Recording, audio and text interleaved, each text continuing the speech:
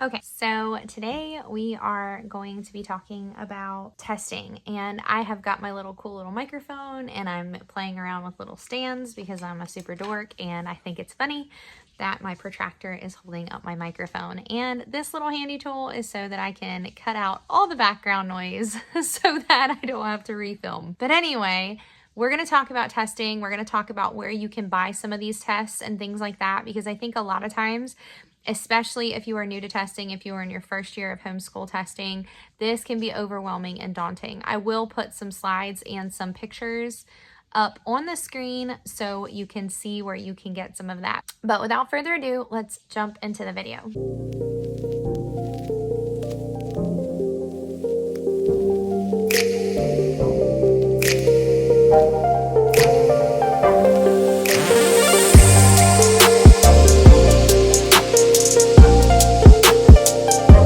Hi, my name is Amanda from Learning to Love Well, and this is a channel all about homeschool from a biblical worldview.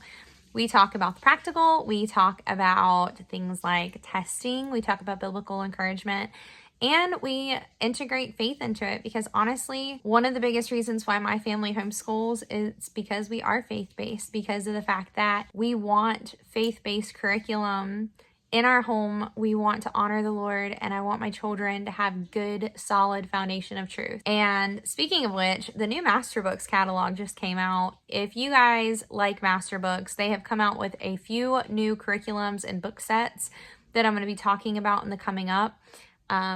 Glancing down, because I think it's in my purse. I think I stuck the catalog in my purse. But it is very cool. They have, oh my goodness, just like integrity characteristics books and all of these things. And it is just wonderful. It's absolutely wonderful. And I'm excited about it. And I know that that has nothing to do with this video, but if you are like me, I like having a good stocked library.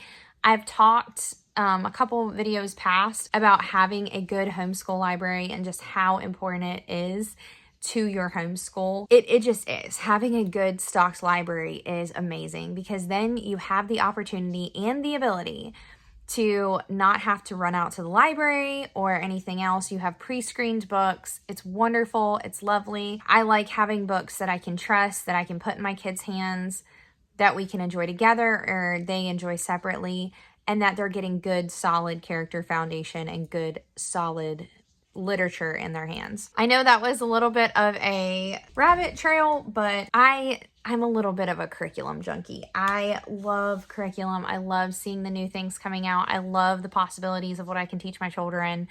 It is beautiful. And Master Books does this wonderful idea, like this wonderful way of doing it that just makes it fun and integrative and enjoyable and so scientific. Such good history basis, such good biblical basis. And yes, so it just makes me really excited for what's coming out. And you guys will probably see that coming up, of what I'm planning on getting and what I am not planning on getting. So let's talk about testing, end of grade testing. Okay, so you have a couple of things when you test that you have to do. The first thing you need to think about is, what is my state requirement? So some states do not require you to test at all. My state does require once a year testing. So if you are one of those states that you're like, okay, I have to test every year, it is beneficial, from what I've seen, to keep your children in the same format.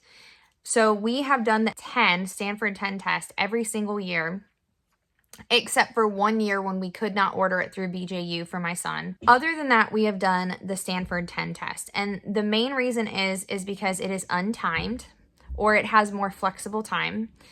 It covers a wide variety of subjects. And normally I have a friend of mine test my children, because it started out, she had her bachelor's, I hadn't had mine yet. And for the Stanford 10 test, you actually do need a bachelor's degree to administer the test.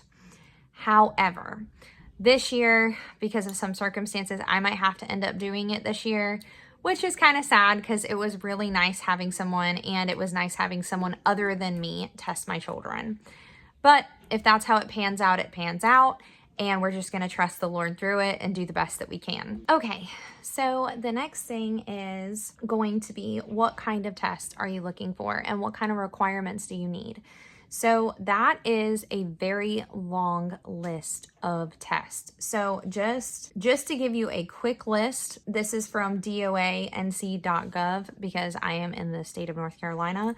You have the ACT, you have the BASI, you have the CAT test, the CLT test, the CLT 3.8 test, the CLT 10 test, the ERB test, the Iowa, the MAP, the SAT, the Stanford, the Terra Nova, the Test Point, the WIAT, the Woodcock-Johnson, or the WRAT test. And there are other tests that you can choose from. I'm reading it off the DOA northcarolina.gov website because they said, while there are other standardized test options available, this is just a comprehensive list nationally known tests. It is the responsibility of the parent to confirm that a test meets the state requirements. So the reason why I go with the Stanford test is because of the fact that, one, it is nationally accredited, two, because it covers such a wide range of testing, because it covers different parts of reading, different parts of math, science. They test social studies, listening skills, all of that. And you can actually opt for something called the OLSAT tests. So the OLSAT tests are like cognitive ability tests that they also give for your children. So that is also an option. So the other thing is that most, at least in our state, it is required every single year to test around the same time. Now, it doesn't have to be the same year to date, but it definitely does have to be around the same time. So a good place that I have found to buy tests is BJU Press Homeschool. And the reason why I particularly like this place to find it is because, one, we've used it every single year. They make it pretty easy to order tests, and they make it pretty easy for like the Stanford test. You have to actually put in your credentials before you can get the test shipped to you. And you have to go ahead and sign up as a testing proctor before the test can be sent to you. Now, every single one of these tests are, like I said, are going to have different requirements. So like, for example, for Stanford, you do have to have a bachelor's in order to administer the test. They do not let you do it if you do not have at least a bachelor's degree. So if you plan on testing your own children or using a proctor, make sure that the proctor's testing qualifications are uploaded to BJU Press Homeschool. Now, from what I see, BJU only has the Stanford and the Iowa, but I think they do offer online versions. For me, I don't particularly want to do the online version. I prefer to do the in-print version and send, even though it takes a lot longer for the test results to come back. But I like my kids to have pencil and paper format. I don't have to worry about any computers accidentally, timing out or losing something or the wrong button being pressed. We can do it all on bubble sheets with Scantrons and do it in the test booklets. And yeah, so for us, that in our family, that totally works. It might be different for your family. Okay, so another place that you can order tests are things like Sentient Testing Service, Academic Excellence, Triangle Education Assessments, Brewer Testing, BJU Test, Press Homeschool. And like I said, the only one that I've had to use is BJU Press Homeschool, but that's because it's worked since the beginning. So it does take a little bit longer. I think typically we get our results back probably within 1 to 1.5 months, but it's not really a big deal for us because we don't hang our whole entire homeschool on whether or not they got tested. So because of that, getting the results whenever they come back in is not a big deal for our family. Now, if this is a big deal for you, obviously online tests will have a quicker turnaround, but that's just got to be something that you choose to do if it is something that you would like to do. So with that being said, if you use a different service, if you have a different test that you use for your homeschool, drop it in the comments below. I do not know everything. In fact, sometimes I have to research for these videos, and I can tell you what I have used and what works for me, but it doesn't mean that it's going to work for everybody. So if you know something that I did not say in the video, please put a comment down. I want this to be a place and a resource where people are actually have the resources available, even if it doesn't come from me. So yeah, so I just want to say that if you are starting to look at testing, now would be a great time. We're in March, like to stay on the school schedule if they ever decide to go back in public school or go to public school or anything like that, or test before they go on a summer break. We don't do a summer break, we do year-round homeschool, but we test in like June.